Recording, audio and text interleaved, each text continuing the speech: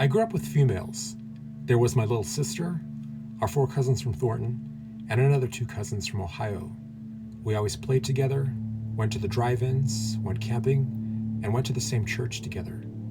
My 4 cousins from Thornton lived in a house up the hill from our church.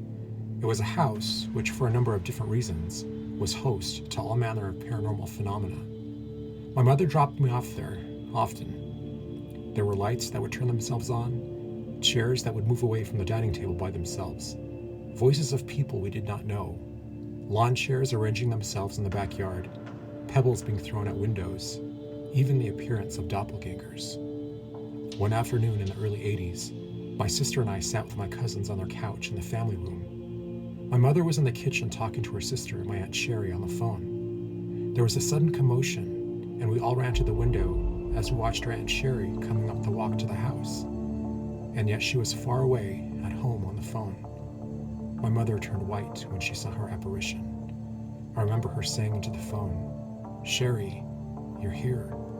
But my aunt disappeared before she ever made it up to the door. One night, sitting on that couch with my cousins again, we all began to hear a strange, heavy beating at the screen door. We thought it was a bird trying to get in.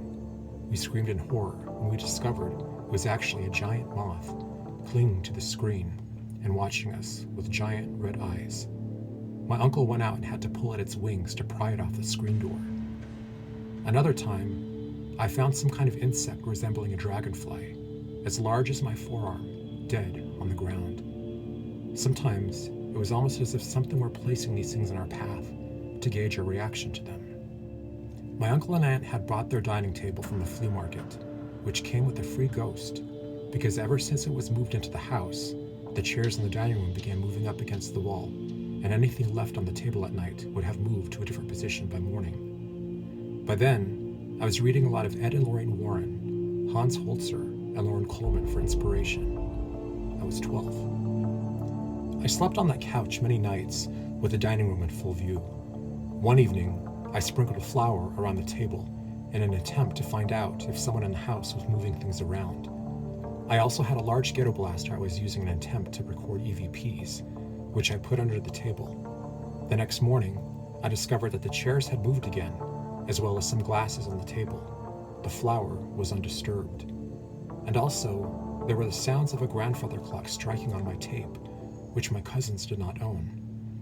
Perhaps the people they bought the table from did. All of these events culminated for me in another event of the supernatural kind, another memory I try not to think about too much.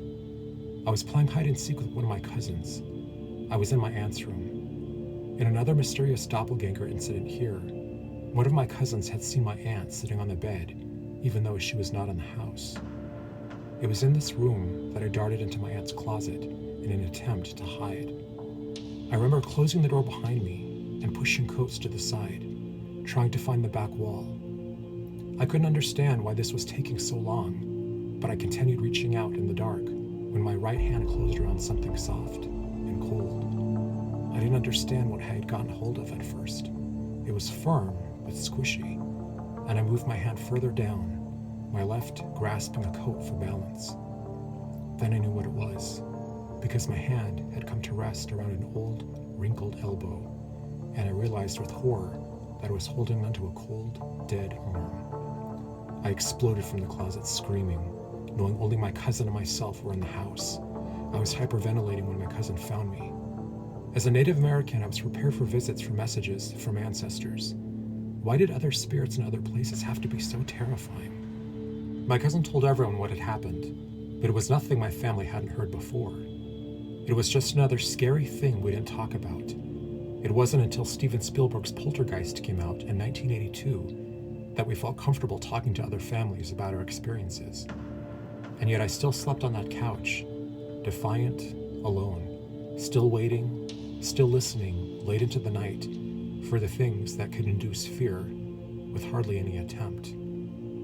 I was only 12, a weird kid with a weird scar on his finger, hanging out in the occult section of the library. If ever I had felt frightened, harassed, violated, or hunted by spirits, I was determined now to be the hunter.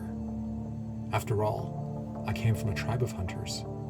So, Armed with a bag of flour and a ghetto blaster, I was ready.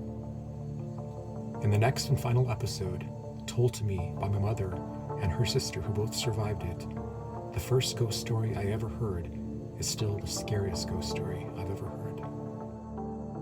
My name is Christopher Allen Brewer. I've appeared on several supernatural programs.